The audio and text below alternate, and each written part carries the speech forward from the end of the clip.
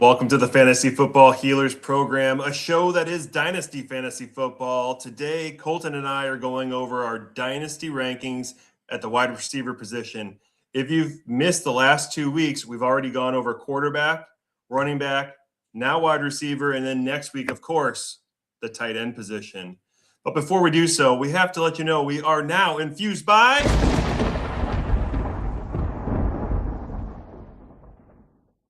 the Fantasy Holics. That's Fantasy Holics 1 on Twitter X. You can also find them at thefantasyholics.com. You can find me at FF Healers, and you can find our co-host Colton Palmer at FF Captain 22 on Twitter X. How's it going? You said the X, like our local radio station. The X rocks. I do like listening to DX. Yeah, I figured that's where you got it from, man. Maybe so. It's been something that just been kind of word playing over time. The X rocks. For your local listeners, you know, you're a real one. Yep. Yeah, and if you're a local, you definitely didn't miss the storm that we had the last 2 nights. Last night was pretty powerful stuff. Some people without a power, Colton. Yeah, man, it was a difficult situation. Our kids sleep with good old sound machines. All the parents of young ones, you know the struggle. If the sound machine isn't there, they ain't sleeping. So we shoved 2 into one room and put my phone on a speaker to play some noise. A nice Bluetooth battery powered speaker, and the other one we had one battery powered sound machine. So as you can guess, our Amazon cart now has multiple battery powered sound machines on standby. You didn't do the Homer Simpson when he's trying to sound like the beach in the ocean. He's going, whoosh, whoosh, ee-yaw, ee-yaw, caw, caw. My children prefer the white noise, brown noise, so it'd just be sitting me outside their door, just brrr. I don't know how long I'd be able to keep that up for. You just have to keep taking some deep breaths. They wake up every time in between my breaths too. So yeah, let it be known. Be prepared for storms, people. We were not. I was in the middle of cooking dinner too, and so we have some half-cooked dinner from last night that I'm super excited to break out tonight. Granted, hopefully salmonella does not catch up to me. After the storms hit last night, I saw some of my neighbors outside. They were taking pictures of some of the clouds and some of the formations of the clouds. And I got to talk to him, and he was telling me that he showed me a video of a funnel cloud. And he said, yeah, I took some footage of this. And I said, where'd you take that at? And all of a sudden, he just kind of points across the street to the other neighbor's house. You can see where the tree was. And it's like, yeah, right over there. So basically, this funnel cloud had actually went over top or near our house. And that was the one that ended up in Goodfield. Oh, wow. Yeah, I was gonna say, we were very lucky. Your town got hit hard, man. Luckily, we're just a little bit over it. The wind, wrecked trees in our area, but the tornado is beyond us and closer to your town. So it was wild, man. Wild. I had an aide that was coming back from Bloomington. He said there were semis that were knocked over and the wrong way in the intersection, and cars kind of, perpendicular to the road. So, and that was all within like an hour time. It just came and went so quick. Oh yeah, it was like quick 15 minutes. It was just in, out, done. We just had a good time, party hard, and then peaced out. Colton, we've got a little bit of news to go over. I think the first bit of news is we probably need to talk about Mahomes getting the extension. So Mahomes is the first quarterback in NFL history to basically make over like $500 million. And my understanding is it's all going to be guaranteed. Dude's making money. Not to say it's not deserved. Him and Andy Reid have they built that team into a dynasty, and they've had success with him, and he's proven, that he is that guy. So, and honestly, better to pay him now. We see what happens. Like, these middling quarterbacks come out, they get paid big money, and you end up having to pay your stars, if you wait, even bigger money, because they're like, listen, this guy sucks and he's getting paid that. Like, I literally want double of what he's getting paid. And so, I mean, it's just a smart move. Let's just, tie him down, keep him part of the franchise, and, ultimately save money probably in the long run. You think Jacoby Brissett's going like this? All right, all right. I saw that he finally reported to training camp, so that's good news. I think good news for fantasy football. I mean, Cardinals fans. Well, if he didn't report, he'd have to pay a fine. Oh, Like 100, isn't it like $100,000 a day, something like that? It's something outrageous. So pretty much his whole salary every day. Unless he fakes an injury. Oof. You ever seen The Internship? Yes, I have. I think it's time to fake an injury. Wow. We've got Chris. I don't know if you know this, that Chris Rodriguez had a foot procedure and he's expected back around training camp. But I think it's being underreported that Chris Rodriguez had a procedure, because I didn't know about it until recently. And I think that just continues to fuel the Tootin hype train. All aboard the Tootin train. Everybody eat your beans, because we're gonna be rooting Tootin. But I did hear about it. So Chris Rodriguez, they said he'll be back in time for training camp. He's expected. But not too worried about him. I mean, it's just all the more time for Tootin to get the reps in, get the coaches to like him. So it just builds up a little bit of momentum we already have going in.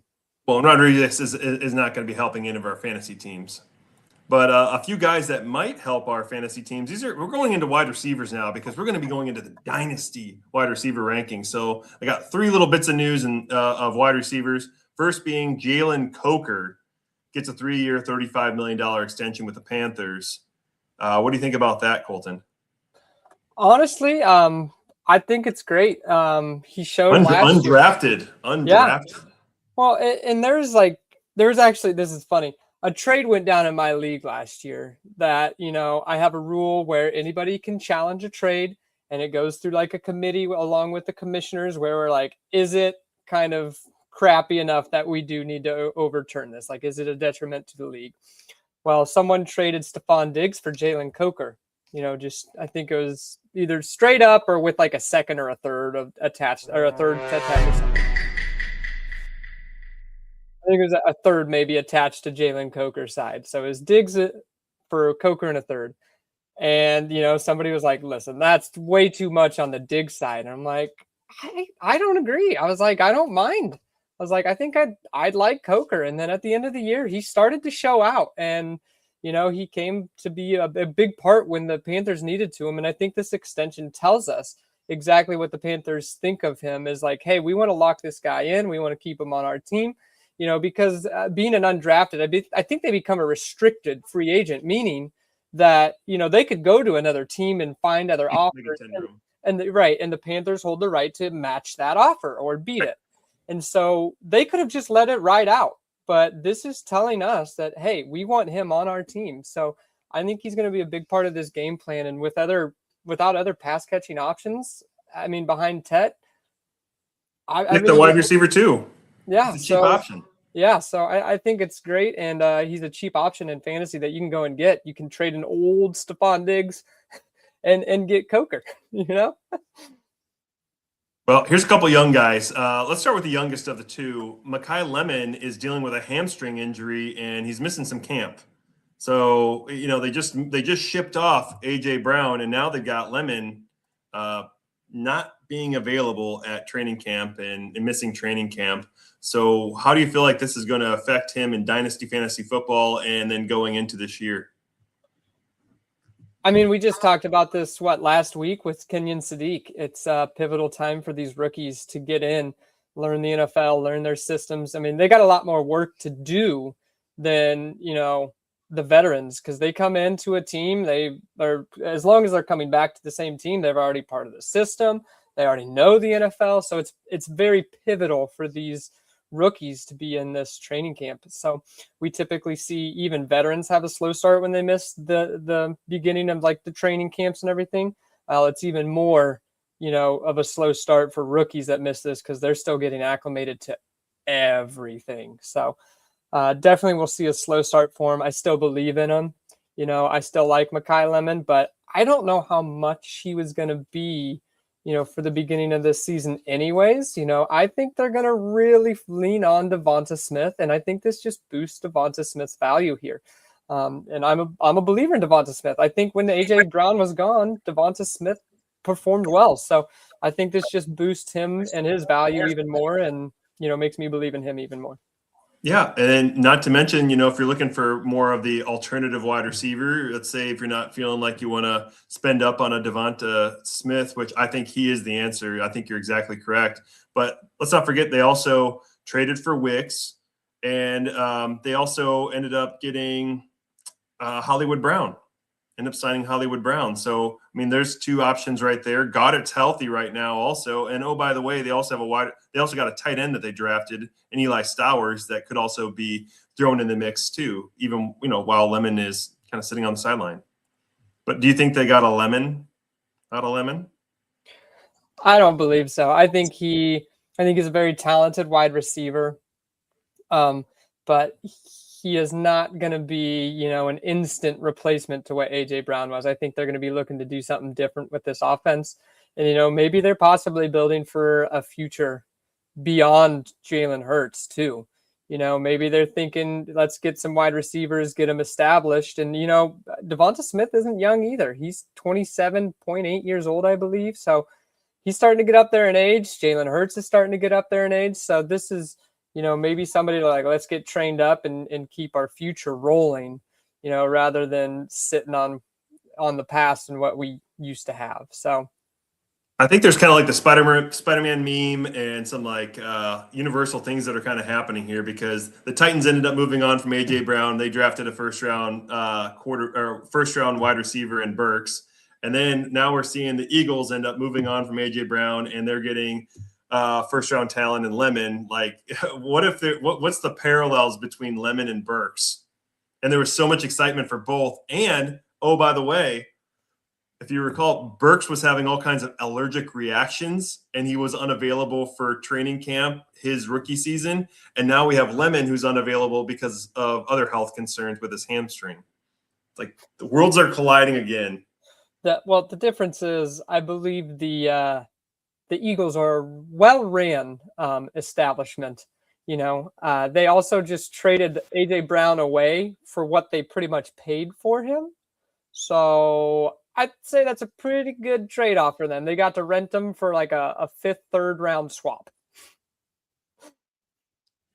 Last bit of news, Alec Pierce, he had off-season ankle surgery, and he's not participating in OTAs. He got paid, and he got paid really well, and now we find him unavailable.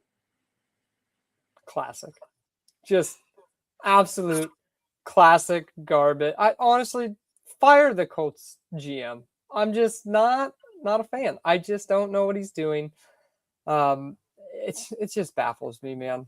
They're paying this guy like he's a wide receiver one, and I'm not saying he's a bad wide receiver, but my goodness, you could have done so much better with the money that was given. But highest paid free agent wide receiver in NFL history, Alec Pierce, a guy that I never could just pick a week to put in my lineup, because I'm like, is he going to blow up? I don't know.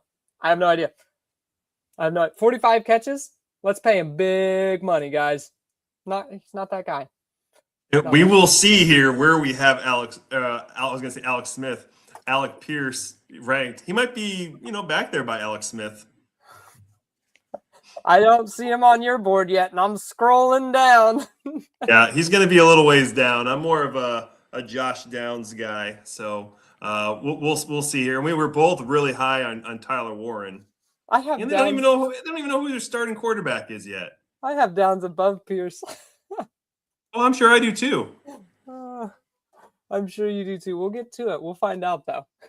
Okay, but first, why don't we check out the Fantasy Holics Facebook page? You can see here they have the top 15 wide receivers. Then it goes to their next set of 15, and so on and so forth, until you can get quite a ways down. I think they have their top 60 wide receivers available there on Facebook. So if you're not already part of the Facebook group that is the Fantasy Holics please press the follow button, and you'll be able to enjoy all the content that is being created by the Fantasy Holics. They've got some content there from the fantasy football healers. There's articles, there's rankings. There's also some fun pages. They just did a page recently that you kind of pick and choose. If you had $15, like which lineup would you go through for quarterback, wide receiver, running back, tight end, and basically just kind of check out the chats and see what their comments have. Well, yeah, and the crazy part is this is all free, and this is a big group of guys that play a lot of fantasy. I mean, between all of us, there's got to be so many fantasy leagues between all of us. And so we throw it all together and combine stuff. And yeah, I mean, it's awesome free content you get to go and enjoy rather than behind a paywall. So get out there and enjoy that for sure, guys. Colton, if there's anyone new listening to us, how many dynasty leagues are you in right now? I'm in 9 dynasty leagues, adding, I think, our 10th that you and I are going to be co-managing together, which is going to be a lot of fun. Super excited to get the opportunity to put our minds together and kind of see what danger we can cause. Yeah, the fresh princes of dynasty. Yes, indeed. So I've got 5 dynasty leagues that I commission. I just picked up 2 orphans, and then we're going to have our dynasty league together for a total of 8. I just got the acceptance invitation for the Scott Fish Bowl 16, so I'll have that opportunity to also work with this year. I did 15 last year, now doing 16. Zach from Tier 1 QB, he also got the invite yesterday, so we're both really stoked to see what we can do against the Scott Fish Bowl. Nice. That is awesome. Super jealous once again. I'm on the outside looking in. Gotta keep trying to message them when you see things on Twitter, and make sure that you're signed up on their Scott Fish page. I'm sure we'll have a Scott Fish fantasy podcast at some point, which is interesting. Like, that's still our #1 most viewed video is our Scott Fish Bowl podcast that we would have done last year. Nice. So what you're saying is tap on the fish tank, you know? Yeah, you got to tap the fish tank. They tell you not to tap on the fish tank, but you got to tap, or at least you got to put your finger in and see if the fish come up to kind of bite. And you got to pull your finger out just before they start to nibble. I'm about to go Darla on these people. Darla from Finding Nemo, the little girl. Fishy! If you wouldn't have explained it, I wouldn't have known, but I know exactly what you're talking about now. Dude, I got young kids, man. I watch these cartoons on repeat. Well, I watch them too, but I couldn't remember Darla's name. I hope it's Darla. Otherwise, this seems really silly. All right, let's hone in here. We're diving into the wide receivers of Dynasty Fantasy Football. The Fantasy Holics, they went with Jackson Smith and Jigba. Then they go Chase, and then they went with Amon-Ra St. Brown, Puka Nacua, and finally CeeDee Lamb at their top 5. Colton, how does their top 5 differ from your top 5? Similar and different, all in the same. You know, my #1 is Jamar Chase, so their #2, close enough, whatever. It's a toss-up. Then my #2 is I've got Puka Nacua, you know, until proven that he can be stopped besides anyone but himself. I don't see a reason not to. #3 is JSN. 4, I've got Malik Neighbors still sitting up there, even with injuries and the concerns and him hobbling around the bases in a video after all that. I still think he's going to be good. Maybe not this year, but my future still holds bright for Malik Neighbors. Still 22. Right. Yeah, he's still super young. And #5, maybe this is just a homer pick. Justin Jefferson's still sitting there, man. You can't knock the best wide receiver in the league out because of 1 year of quarterback play. You know, this is the time, honestly. I'm trying to snag Justin Jefferson because everybody's getting down on him after last year. And I think we're going to see a big bounce back. And, you know, I hate to see people do that to him just because of bad quarterback play. So. Yep, and then my top 5, I still have Chase over Njigba, but I can see where that's really close between those top 2. I know you got Njigba at #3, had the best wide receiver like posting last year, did amazing. I just, there's still concerns in my opinion of Sam Darnold turning back into a pumpkin. So, I'm only moving him one spot down. He's still a top 2, very young, athletic wide receiver. Justin Jefferson, I have him at number 3. Malik Neighbors, I thought about having him there at number 3 just because of the age, but the injuries, that does concern me. The base running does concern me a little bit, but he's still in my top 5. And then finally, I thought it was kind of tough between my 5 and 6. I ended up going with CeeDee Lamb at my number 5. Yeah, I mean, honestly, to me, the top 5, I can have an argument for putting any single one of them, in these 5 positions for myself. Like, I wouldn't argue somebody taking Justin Jefferson over any of these guys, in my own opinion. So any one of these guys, I'm happy just to take and snag and have on my team. Like, those are my ride or dies. They're going to die on my team at that point. The top 5 are, and there's nothing you can do to convince me otherwise. Yeah, and let's go into the next 5 that the Hawks have. The next 5 go Justin Jefferson, Malik Neighbors. They still have him up there at the age 22.8, number 7 overall, ahead of Drake London, I suspect because there's a 2-year difference. Then they go Tedero McMillan, and then finally George Pickens. I feel like George Pickens is a bit kind of I don't have George Pickens in my top 10. I'd be curious to see where you have George Pickens, but I have George Pickens down a little bit further than number 10. I have him. I'll just go ahead and say it. I have him at number 12. I could not stick him in the top 10 in my own opinion. And do they have? Okay, no. I thought I didn't see CeeDee Lamb at their number 5 for a second. I was like, do they really have Pickens over Lamb? I was about to go nuts on that. That would be interesting. That'd be highly controversial. But yeah, I've got George Pickens at 12 because I think what he did isn't just a fluke. I mean, when Lamb was gone, he was absolutely producing, but there's still the question mark of his personality and also where the heck is he going to be? He is playing on the franchise tag, but does he actually play with his attitude? I know he's showing up and everything and says, but at some point, either they're going to trade him or they have to sign him, because I could see him saying, you know what, if I get hurt, I'm not getting paid. So either pay me or trade me or whatever. So big question marks, which is why I do not have him at that top 10 spot. Colton, I got him way down at 21, and I got him down that far because it wasn't too long ago where you had a hard time being able to move Pickens for anything. Nobody wanted Pickens, and that was when he was with the Steelers in a stable environment. And then, sure, he moves over to the Cowboys, and he was productive last year. But like you said, there's a lot of uncertainty that's going forward. Is Pickens going to play up to the potential of his playability being on the franchise tag? He has the mental stuff that, like, he can be just a knucklehead.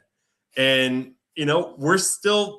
we're not even halfway through the summer yet. There's still stuff that can happen. And I'm hoping I don't have to play the cops music for him. But, I could see all these different things kind of happening. And he's still the wide receiver 2 on this offense. So I'm still trying to kind of pick some of these wide receiver 1s if I can. Yeah. In my top 10. Knucklehead was definitely a nice way to put it. All right, my next 5 at number 6 spot, I've got Amon-Ra St. Brown. 7, I got CeeDee Lamb. 8, I'm still a believer, man. Garrett Wilson. 9, 9, I do have Drake London, and 10, I have Tedero McMillan. So pretty close to what they are. I know you're going to have Tet much, much lower. Why you would say that? Because I know you, Destin. Because yes. I know you. I've got Tet there because he showed enough for me. There are still a lot of questions there in Carolina, but they were a playoff team. There's question marks around Bryce Young, but Tet got it done.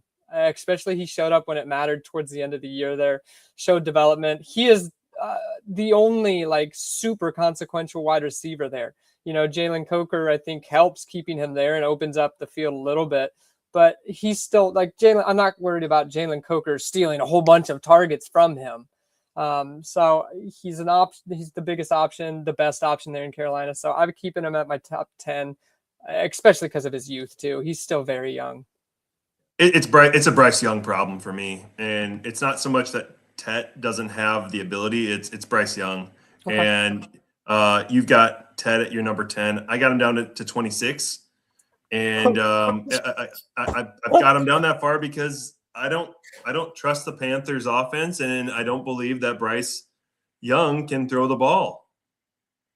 See, I trust the offense because I trust what they're going defense. They're going heavy right tight ends. They're going running backs. Who's the head coach? And they're not going to throw. They're not going to throw. Who's the head coach? Why can't I think of his name? Young, good-looking guy. I'm having a brain fart. I'm gonna have to look it up now. I'm sorry. I can't remember.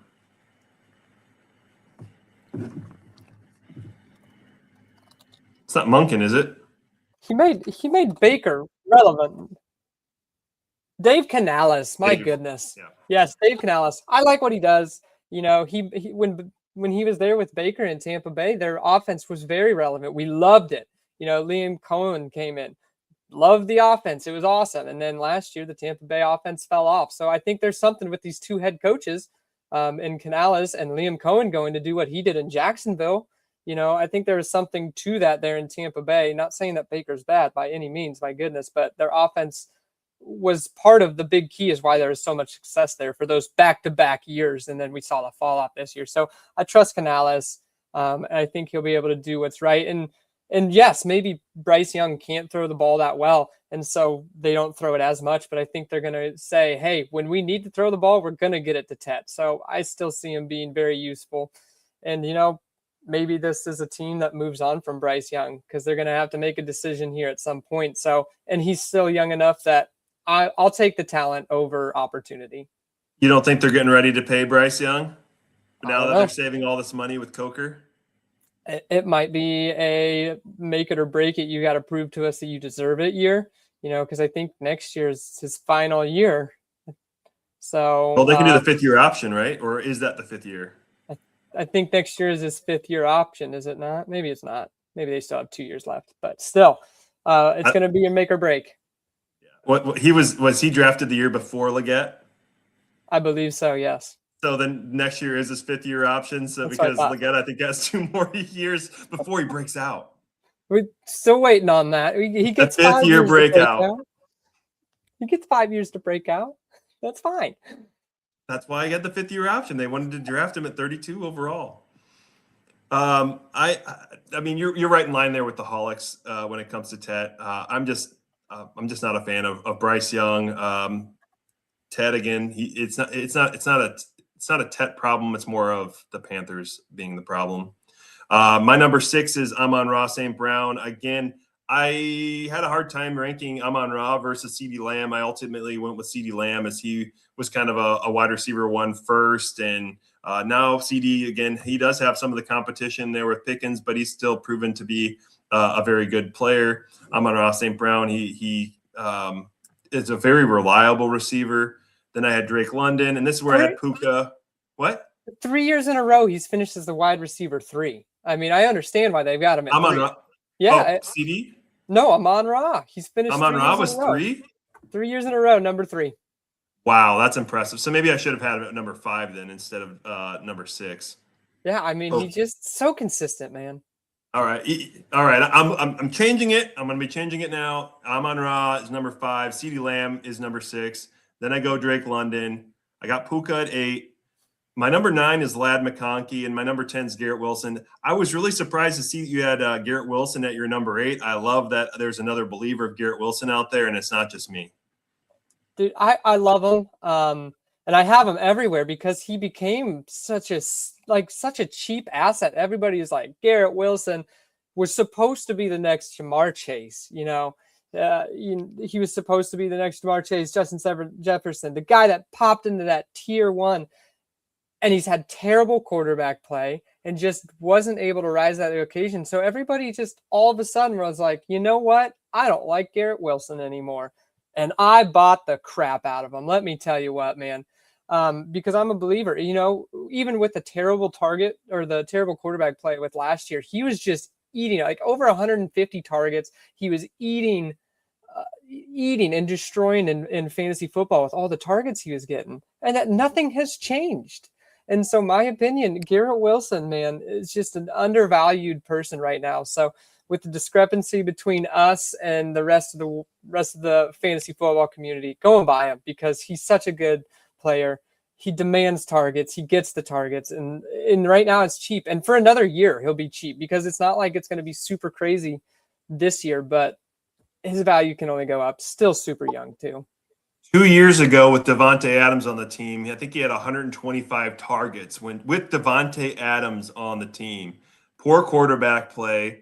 I was buying into Garrett Wilson last year, and I ended up trading JSN and I think a fourth for Garrett Wilson and a third, thinking that Garrett Wilson's going to be the guy. Like, he's going to be the guy. He's going to get the targets. He had, between injuries and field sucking and the offense just being stagnant, the Jets just selling their entire franchise, and JSN just completely skyrocketing. I obviously lost that trade, but it's a famous trade that I ended up doing there in the Wizarding world, and it seems to kind of go around. I mean, we can all be humbled. I also have a famous trade involving Garrett Wilson. And this is what I was listening to. This was prior to our podcast, and I was listening to a different one that's like, you know what? Get rid of all your running backs if you're rebuilding. You'll never, ever need them. And I traded Bijan Robinson before his rookie blow up, or before his rookie year had even started. I got to draft him and then trade him away. So traded him away, but I got back Marvin Mims and Garrett Wilson. So another just humbling moment. Love Garrett Wilson, not worth Bijan. But I was under a falsehood that running backs are worth nothing and wide receivers are everything, which is true to a point. But I'm pretty sad about it these days. Yep, those are tough. Those are tough beats, and those are ones you'll never forget. But we've got to continue to move on. We got to continue to grow, and hopefully you're all learning from some of our mistakes. And in Dynasty Fantasy Football, there's a long list of wide receivers that you could potentially have on your team. But you definitely want to have receivers you're going to use. You don't want the receivers that are going to just be stagnant and become just roster cloggers. We're going to go through the next 5 here. The Holics go Nico Collins, Egbuka, Rashee Rice, Chris Olave, and Jordan Tyson. The 2 Saints wide receivers go back-to-back here at pick 14 and 15. What do you think of the Holics with going back-to-back Saints in their top 15? What is the date for this post? Because is this before or after the Rashee Rice news? I think this was before. I suspect this is before. I wonder where they're feeling, or how they're feeling, and where they're at with it, being Rashee Rice there at number 13. But anyways, back-to-back does not actually surprise me, because I'll get to mine here real fast. I got 11 Nico Collins, which right there with them. 12 George Pickens, already said. 13 Chris Olave. 14 Emeka Egbuka, and then 15 Jordan Tyson. So they're not back to back. I took Egbuka back and put it in between them, but my next 5 are eerily similar to theirs. So it doesn't surprise me. I mean, with these 2, I think they have 2 wide receiver 1 caliber guys here in the Saints. And Shuck showed enough last year that I think he can feed them. And he's, he is an older quarterback, so he has that experience and came in with it. So it's going to be a wonder what the Saints do, whether they decide, hey, we need to reset and get a younger quarterback, because he's going to be 27 going into next year. Actually, 27, I think, this year. So he's definitely older. It's going to be interesting to see, but I trust him at least for enough to get these 2 going and keeping the high riding of what Chris Olave was last year. And I think adding Jordan Tyson takes even more heat off of Olave, and I think he's going to be able to cook even more because of that. So I like having them both here. Yeah, and I'd like to just rewind for a second. Yeah, I know. You said something really interesting, and it was like all these guys have potential of being a wide receiver one for a team. And that's the reason why I have George Pickens down at 22 or 21. I got Chris Olave, Carnell Tate, Jordan Tyson, again, just Tate right in the between them, Egbuka, and then Luther Burden. These are all guys that can be the number one on their offense. And I don't think there's any situation that Pickens is going to be the number one for the Cowboys unless there's an injury to Lamb. I thought you were going to say something about me saying I like Shaq. Oh, well, when I'm doing the editing, I will pick up on that one a little bit. I had the wide receiver one kind of stuck in my head. It just kept going wide receiver one, kind of like when you said love, love, love. Last week with the running backs, I heard one. Old Schmucker's jelly. And I think Shuck is an interesting quarterback this year. Definitely this year. Like I said, he was. I'm worried about Dynasty though. I know it makes me so hard to pull the trigger in Dynasty because it really could be a situation where the Saints were with an easy schedule last year and they got to ride and he looked good. And this year, maybe he doesn't live up to the hype and the Saints are like, you're too old. Reset. So, man, I'm nervous. Speaking of nervous, I'm a little nervous about Chris Olave. And it's not about the concussions, but he was having blood clotting problems in the offseason. So that might, if you haven't heard about that, like that might be something to look up and think about. So like if you're in a dynasty startup and you had to pick between getting Chris Olave or maybe getting Jordan Tyson, maybe a couple rounds later, you might want to go for the cheaper option. Yeah. I believe he had a pulmonary embolism, which is a clot into the lung. Took him out for a couple weeks. Obviously we don't know the medical history of any of these guys, but blood clot at that age, screams to me like something genetic wise. So it just could be like a underlying health condition because at that age, it's wild to have a blood clot. So, I know some people will scream the COVID vaccine, but the research doesn't back that, but genetics does. Genetics definitely backs that. And so it'd be interesting to see his underlying health stuff, but we'll never get to see that. So. Yeah, but it sounds like he's not back to full health yet. And so it's just something to think about. Another guy that's not participating at full speed in OTAs. And soon training camp is right around the corner. I think a lot of that starts next week. Yeah, it'll be interesting to see how he jumps back in and if he has any other kind of medical things pop up. Because he was one of the ones last year we were talking that he was conversing with family on, is it time to retire? Do I retire early? Because this is a lot of stuff on me. So maybe there is some underlying stuff we just don't know about. And that's definitely got to be something sitting at the back of your mind, hanging on to Chris Olave. But, if he's out there, I think he's just going to produce. So if your team is able to handle risk adversity, it's worth a shot taking on somebody, especially if there's someone that's super shaky and nervous about Tyson coming to town and him having medical stuff. It might be a buy low opportunity for you. So. Olave just always seems like he has the health problems. But yeah, you brought up another point there about maybe looking at retirement. He does bring risk in that 11 to 15 range. But I think you're going to see here that the wide receiver position it's pretty open. There's a lot of wide receivers.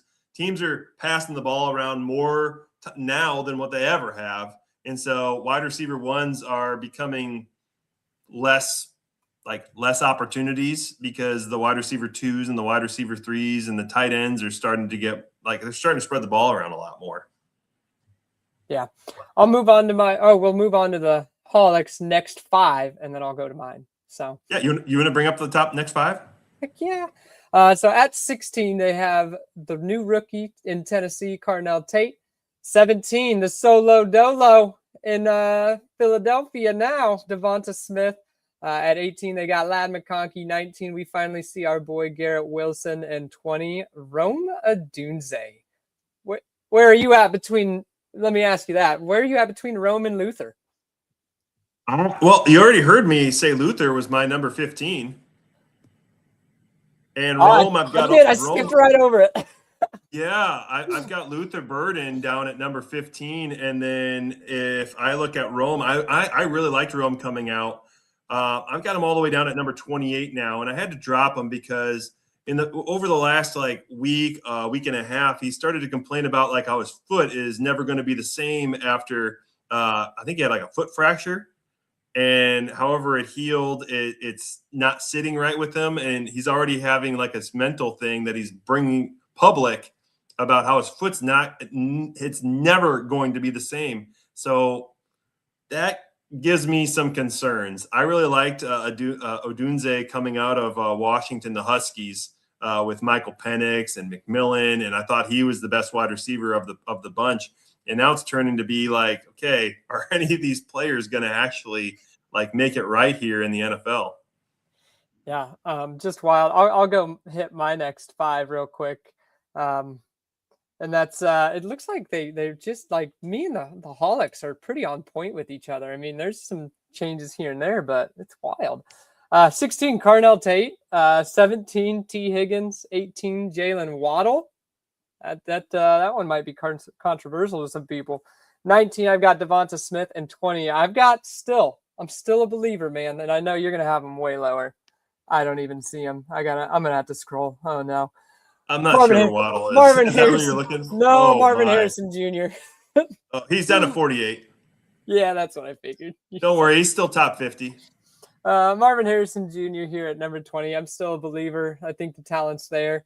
I loved his father, so maybe that's my what's hanging me in there. But you know, it's oddly similar here.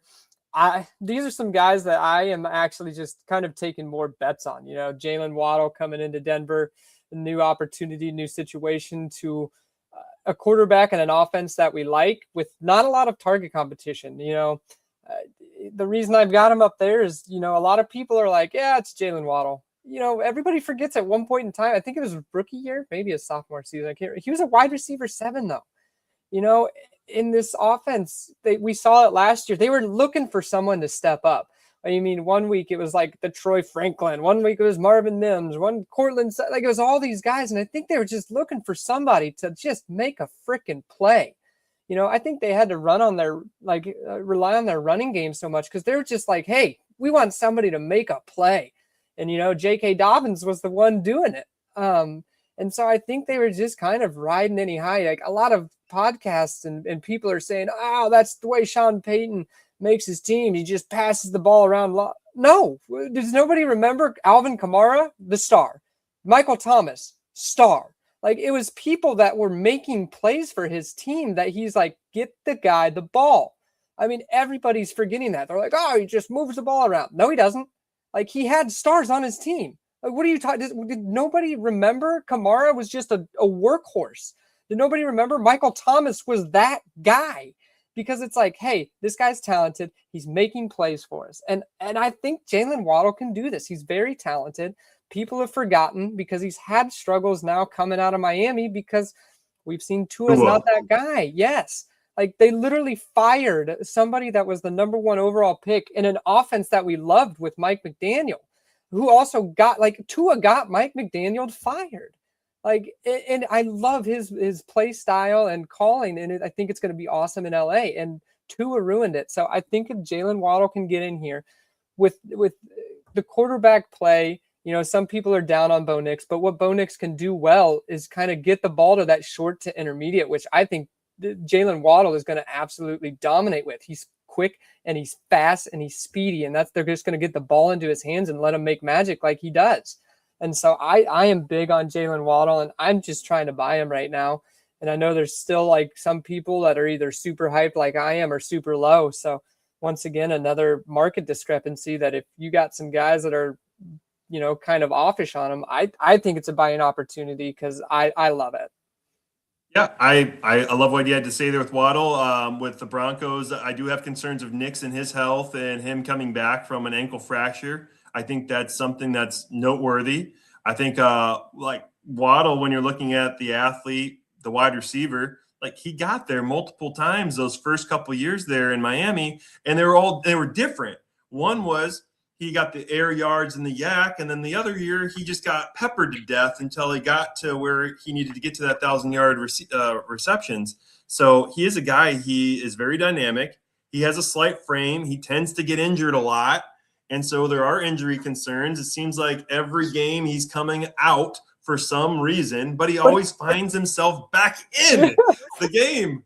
And you sometimes get those guys and you just kind of wonder, like, how's his mental health? Because it just takes me back to when I did athletic training at a high school that I won't say the name, but there was this kid. It was every game in the third quarter at some point, this kid would, get injured, and you kind of look at each other. It's like, okay, who's going to go out for this kid anyway? So you go out, he makes a big fuss, you bring him back. 2 plays later, he's back in and he's playing.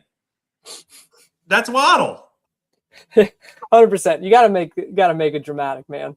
You gotta make the ladies look at you on the sidelines like, oh, what a tough dude. He's going back in after that devastating injury. He's waddling back in. Hit the button. You hit the button right now. That's a good one, Dad. I'm proud of you. All right. Any other guys you want to talk? Oh, you got to get your next 5. I got to go my 16 to 20 here. I got Devonta Smith, A.J. Brown, Mekhi Lemon, all of which were Eagles at one point in time. And then you got Rashee Rice, the bad boy himself, number 19. And then I got, them smelling some flowers after getting out of the pen, and Zay Flowers at number 20. Oh, man.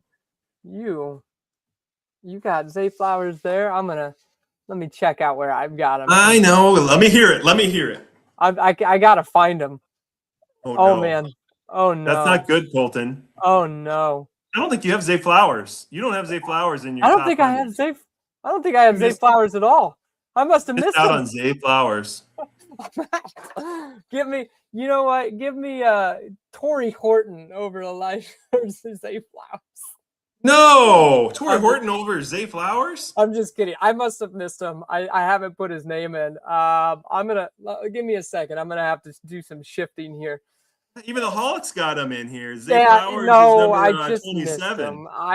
I don't dislike him that much, but While you're figuring out you're putting Zay Flowers, let me just go through the Hawks rest of their 30, and then we can talk about ours. Is you okay with that?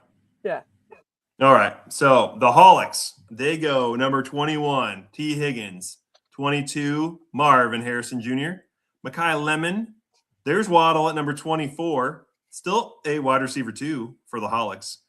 Then finally they go Luther Burden, the 3rd, A.J. Brown, Zay Flowers, right there, Colton, 27, Brian Thomas Jr., Jameis Winston, and then also DJ Moore is their number 30 wide receiver. Jameis Winston? He switched to wide receiver? Jameson Williams. Oh, you said Winston. I was like, what? Did I say Winston? Boy? Yeah, no. My boy's back out there. Well, he did catch a touchdown last year. You're not wrong. My boy. Yeah, okay, sorry. I was looking through, and this is a real quick just assumption for me. Where does Zay land? He lands at 20. Is he in your top 30? He is. He's at 29 for me. Just made it in. I've got him just below, and I'll actually just let me just read off. Oh no, because it's too low yet. But yeah, I got him 29. So I when we get to that point, I'll tell you why. But let's hear it. Let's hear what you got. Let's hear what I got. I'm just gonna go 10. I'm gonna do 20 through 30 here. So go for it, please. All right. So at 21, I've got Luther Burden there. So I've kind of got them swapped back between what they've got, Rome and Luther. I've got Luther over Rome. 22, Rashee Rice, obviously because the bad boy himself. My goodness. 23, Lad McConkey, and I love Lad. I can't believe you got him top 10. I got him number 9, Colton. I can't believe you have him way back here. I love him, but man, that's they had a top, they were the number 1 offense in football for throwing the ball last year when their offensive line was healthy. And that was with one of the 2 healthy, Colton. They have both coming back this year. Both. Maybe I'm getting scared. Maybe I'm getting scared off because the reports right now, and maybe it's the off-season diss on Lad McConkey, but he's a slot player mainly. And with 2 wide receiver sets, if they're playing they have so many tight ends. they got many tight ends there. And so if they're going 12 personnel, and that means only 2 wide receivers on the field, it's not going to be Lad McConkey out wide. It's going to be Huge, Quinn Johnston, and it's going to be Trey Harris. You're not worried about either one of those two. I'm not worried about either one of those two stealing them when they're in 3 wide receiver slats. But Lad McConkey has been primarily out of the slot, and that's where he has been doing his work. He's the possession, Keenan Allen, good routes, get the ball, and is that. And so if they're out there with all these tight ends, trying to beef it up, I don't see him out there as much, and it's scaring me off a little bit. And maybe it's the offseason reports just BS, and maybe I move him up here shortly, but I'm nervous about, because he got his way there through PPR. Like, he got target after target. New Keenan Allen.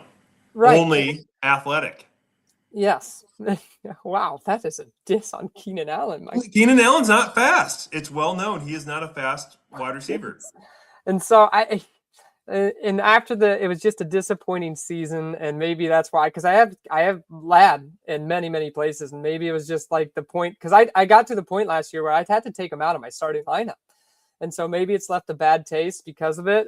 Maybe I need to reevaluate, but I'm nervous. It's just a little sweaty. I think you're caught in the small sample trap of last season. Last year was like, when are they going to throw it to Lad? When are they going to throw it to Lad? When are they going to throw it to Lad?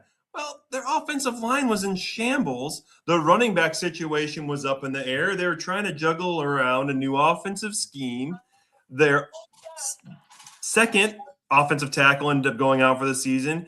Herbert was trying to put the team on his back. He gets hurt again. He gets all dinged up. We're going into a fresh season here where now the offense is all coming together. They're calling Herbert an Avenger on Good Morning Football. They got both their offensive linemen back in. The wide receiver position really hasn't changed at all. And the running back, let me just say, like, the running back room is still in flux. They're still trying to figure out, like, what are they going to do? Like, is Amari Hampton, is he going to be healthy? I've heard 0 reports on Hampton's health. I've heard 0 reports about OTAs and training camp for Hampton. I'm sorry, but they're going to be throwing the ball. They're in a division where they have to compete against the Kansas City Chiefs, the Broncos. They're going to have to throw the ball. And Herbert's going to do it, and Lad McConkey's going to be the guy that's going to accumulate all those targets that we're looking for. What we were looking for last year, Colton. Never give up, never surrender. I mean, I'm actually updating these again tomorrow. Tomorrow's my update day, and so I'm gonna have to reevaluate both Lad and then at my 24 AJ Brown now that the trade has officially gone through, because I think I'm gonna have him up above Marvin Harrison for sure. So Marvin, you think? Harrison, yeah. Did you even find Marvin? Yeah, Marv, he's all the way down. Yeah. Get out of 50. here. He's still top 50. Okay, whatever. At 24, AJ Brown probably moving up, but it'll stay the same after this. Rome Odunze at 25, Mekhi Lemon 26, Brian Thomas Jr. 27, Jamison Williams 28, Zay Flowers 29, and Christian Watson at 30, which might be controversial, but not controversial at all. That's exactly where I have Christian Watson. Oh my God, we both got him there. Yeah, I got him there at number 30. I thought about moving him up a few times, and I'm like, oh, but what about this guy? What about this guy? I could see Christian Watson going in front of Rome Odunze at 28, but I don't see. Well, if you're worried about Terry McLaurin's age, maybe you could have Christian Watson right at 27 on my end. But I've got George Pickens at 21, Nico Collins 22, T. Higgins, Brian Thomas Jr. I got Casey Concepcion at 25. This is finally where Tedero McMillan is at 26. I think Scary Terry still needs to be in the top 30. Like, he's the only receiver in town when it comes to the Washington Commanders. And last year he proved how well that he was effective on this team. I think if you want fantasy points for the next couple of years, this is still a guy that you want. Now, next year's offseason, I suspect he's going to be outside of the top 30, but that's okay. But right now, he's still in the top 30 at 27. Rome Odunze, 28. Waddle, 29. Christian Watson, number 30. Not a bad top 30. I see they get DJ Moore snuck into their top 30. you don't see DJ Moore until 33 for me. Yeah, I got DJ Moore at 31. 31. So we all end up right around the same place there. But it's honestly, Brian Thomas is he's one of those guys that we need to be looking at. He's going to be rising up the ranks, I think, after this year. So this is definitely somebody to definitely look at a market adjustment, because last year we would have been talking about him easily top 8, probably sitting at most likely 8 or so. And so that's somebody that's fallen too much. And honestly, he's one of those guys that is just, you don't do what you do your rookie season if you're bad. And so in my opinion, I'm like, man, that's somebody I'm really trying to target right now. I've kind of gone after him in a lot of different leagues. A lot of people are scared off of him right now. And if you're just throwing up something of value to him, they're like, oh yeah, I'll take that all day. And I think you're going to be coming out on top more often than not with Brian Thomas Jr. That's just my own opinion. But honestly, it's worth taking. I'm still a bit of a believer. I don't have any shares of them, but I'd like to get some if I can get them for a discount. Yeah, and that's what I'm saying. I think it's a discount. I mean, if we're this year time last year, you're going to buy Brian Thomas Jr. What are you paying? 2 first plus, if not more. I wouldn't be paying that, but I'm sure there's somebody out there. But I'm saying that's what you would have to give somebody in order for them to say, yes, I'll give you Brian Thomas Jr., who's somebody as a rookie just finished as the wide receiver 7 on the year and had a dominant last half of the season. You're not paying that, obviously. I'm not with saying Mac Jones at the quarterback. That's what you would have had to have paid to get him. And now we're saying way cheaper. I mean, it's you're not paying that to get him. So it's like it's a mega discount. And I think 2 seconds. I think that could get it done. I really do. I think 2 seconds could get it done. I think a second and a third does not get it done. No. I think people are still on them, but maybe 2 seconds. Certainly a first. First people are late first. A late first, you're easily getting that done. I'm pretty sure. Like, it'd be a discussion for sure. Yeah. So definitely somebody to keep your eye on. Yeah, that is our top 30.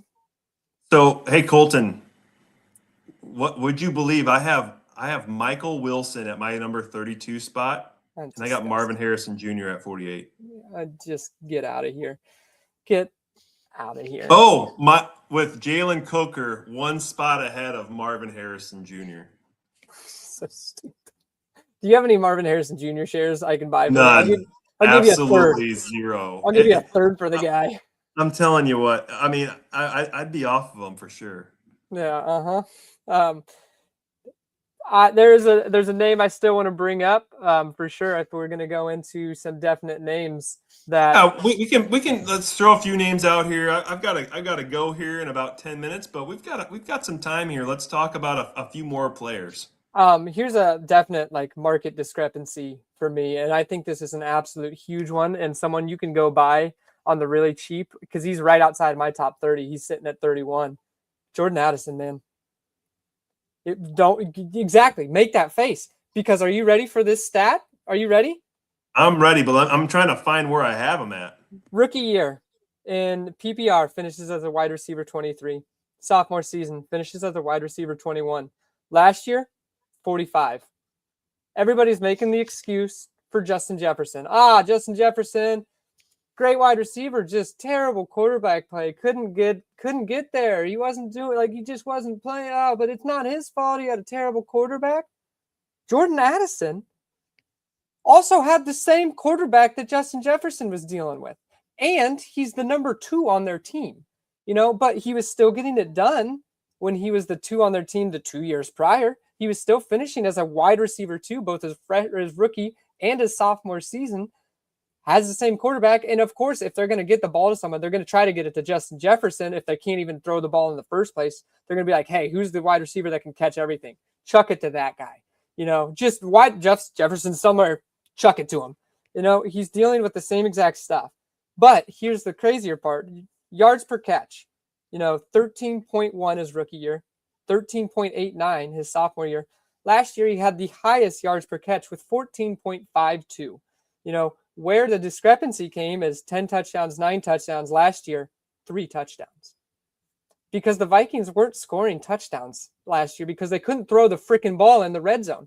I mean, JJ McCarthy couldn't read a freaking red zone defense to save his life. Neither could whoever the heck they had out there. I mean, Carson Wentz getting absolutely pummeled, then Brosner getting not even throwing the ball for what, negative 40 yards one game. I mean, like, everybody's giving the excuse to Justin Jefferson is all I'm saying. And Jordan Addison is not getting the same treatment when he's finished as a top 2 wide receiver with decent quarterback play the years prior. So I'm just saying there's a very large market discrepancy that I think you can go and get somebody like that. You can go and get Jordan Addison super cheap to be a valuable flex play, especially if you're in deep leagues. Like if you're playing in leagues where you have 2 flex, 3 flex spots, I will be putting Jordan Addison and trading for him on the cheap every single time because Kyler Murray is going to be able to support 2 targets. And I think he will finish as at least a back end wide receiver 2, like he has in the past. Maybe he creeps into the wide receiver 3, but still that's better than some of the play you're going to get out of these other other players in a deep league, is all I'm saying. You got to pay nothing to get them. The whole time you're providing these stats about Jordan Addison, I couldn't help but compare him with Alec Pierce. He's playing the Alec Pierce role for the Minnesota Vikings. Yeah. He is. Yeah. And I had to look back at how many targets did he have. I mean, how many receptions did he have? He had 42 last year for 610 yards. So he's getting the yards per target, like you were saying. And so, again, he just wasn't getting the touchdowns because he didn't have those opportunities because our offense became stagnant. And but to your point, he's also caught more balls in a year than Alec Pierce ever has. So that's awesome. 70, 63 the years prior. So yeah, he is a better receiver than Alec Pierce, but he's playing the Alec Pierce role on the Minnesota Vikings. Yeah, correct. Don't mix my words up. I'm just laughing. Addison's better than Alec Pierce. Addison watched Pierce get paid and is like, "Oh baby." Oh man, he's like, I got way more catch. He goes, my bad year, and I had the same amount of receptions. Yeah, I have Jordan Addison 1 spot behind Marvin Harrison Jr. and I had a hard time even doing that. I thought about putting him ahead of Marvin Harrison Jr., but I felt like the slide was just a little too much. So I have Jordan Addison right behind him there at 49. And then I got Alec Pierce exactly 10 spots behind Addison. Yeah. So I mean, that's one of my biggest market discrepancy. And another guy that I'm going out and tossing at people. Hey, you want to give him to me? I'll give you a second. Cool. Look, I mean, you have Alec Pierce almost exactly 10 spots behind Addison in your rankings too. Oh, nice. Look at us go. I do. You're right. Yeah, very nice. I thought a kind of an interesting cluster of wide receivers for dynasty rankings. I have Devontae Adams at 40, Mike Evans, Ted Hurst, and Chris Godwin. And so you've got a couple of the older wide receivers. I had Ted Hurst between Mike Evans and Godwin because I feel like Godwin is kind of on his way out. Mike Evans is kind of on his way out. And I got a lot of excitement with Ted Hurst. And I feel like he can, play a pretty significant role for this Tampa Bay offense. I know you are a big believer in Ted Hurst. I know you like him. I just also really like Jalen McMillan, who I find to be. I like him too. Yeah. Kind of similar styles, though. I still like both of them, and they have Ibuka, they still have Godwin. I just have having troubles to see Ted Hurst carving out his role, especially year one. I think they trust McMillan when he came back from injury. He was injured all season long last year. I can't remember. It was like a neck injury, I believe, that he was out. Yeah, he had a significant neck injury. That's why I have him down as low as I do in Dynasty. And it just seemed like ever since that McMillan was drafted by the Buccaneers, they've been drafting and continuing to build in their wide receiver core. So they keep kind of sliding him down the list. And which is also true. They kind of do, but he came back from injury last year, had 2 games of not a whole lot, but then had his third game back. He had 9 targets, 7 receptions, 114 yards. He came back from injury, being out all season, plays 2 games and got a couple of targets throughout those games, 2, 3, but then went right up and kind of did what he did at the end of his rookie season and got some serious targets. And So I think they do like him, and I think he's got the trust of Baker Mayfield. Like, when all else is going wrong, you're like, hey, I can trust this guy. So I just find it hard to see Hurst carving out a role, at least in year one. Maybe it's possible. But I We wasn't saw big on Tez Hurst. Johnson get on the field, and he was running the wrong routes, and he still became productive. You mean MVP? Oh, MVP. Yes, that's exactly what I mean. What a great story. Yep. Why am I shouting MVP? I've only caught one ball. Colton, we've got time for maybe one more receiver. So if there's any receivers, let's say outside your top 50, is there a wide receiver that you're targeting late in your dynasty drafts? Super late or like late or like, where we were targeting. If they're outside your top 50, we're talking later round wide receivers here, Colton. I mean, you're gonna like it because I know you like this guy, Christian Kirk, man. Yes. Christian Kirk. Bingo. You knew who I was going with, didn't you? I did not. Oh. No. I'm seeing Mike Evans and Godwin at your 61, 62, and I'm like, we just talked about him. Yeah. But yeah, I love Christian Kirk. Tell me why you like Christian Kirk. Because he's just that veteran presence, man, and he's a consistent. He's never been the guy that's like super flashy and beautiful, and he's gonna be I think the go-to consistent guy. Just like he runs good, crisp routes, he gets the ball, and he catches the ball. He's not going to be the flashy guy that's making super big plays. It's beautiful. But he's a guy that you don't have to, maybe even off the waiver wire. I got him off the waivers last year, man. He's not on the waivers anymore. He's in San Francisco right now. He's the number 2 wide receiver for the 49ers. I mean, you got Mike Evans, who's aging out. Christian Kirk is also old, but Ricky Pearsall can't stay healthy and can't get it together, man. And so how far down is Ricky Pearsall for you? I got Ricky Pearsall down at 76. I don't have him that low. I've got Christian Kirk at 50. You got Pearsall at 34. I was gonna say I'm still a believer in Pearsall. If he can stay healthy, man, I still do like him. But that's his problem. He just can't stay healthy and on the field. And when they needed him last year, he couldn't. He shows flashes of being good, but he just can't stay healthy. I still like Pearsall, I do, and I want to believe, and he still has kind of, he's still youthful-ish. He was an older wide receiver coming out, but Christian Kirk, though, is going to be that reliable target, and we all like the offense. We all like the quarterback, so they're going to have to throw the balls, and Mike Evans and Pearsall have not been the ticket of health. I mean, neither is Christian Kirk either. I mean, not to mention Kittle's still coming back from Achilles rupture. So yeah, stranger things. Yeah, so he's just one of those guys that I like I said, the waiver, you can toss kind of cheap stuff at people, whatever, as a toss-in guy too. For somebody that I'm not going to say he's in every play week, but if you need a flex option and when the buys start, you get buy Mageddons and you're looking at your roster going, who am I going to play this week? He's going to be an option. You can toss in at your flex, and I think he's going to get you some, just the consistent points. He's not going to be like, I blew up and for 20-something points this week. No, he's going to get you some catches for some yards. That's going to get you some nice, steady points. Well, Colton, I think it's time for us to start waddling out of here, but don't worry, we'll be back next week for the Fantasy Football Healers program. We will go over the rookie or not the rookie. We're going to be going over the fantasy dynasty rankings for the tight end position just next week. Please hit the like, subscribe button. Let us know which tight ends you're excited for as we go into our rankings next week. You can find me at FF Healers. You can find Colton at FF Captain 22 on Twitter X. And thanks for listening. No salute.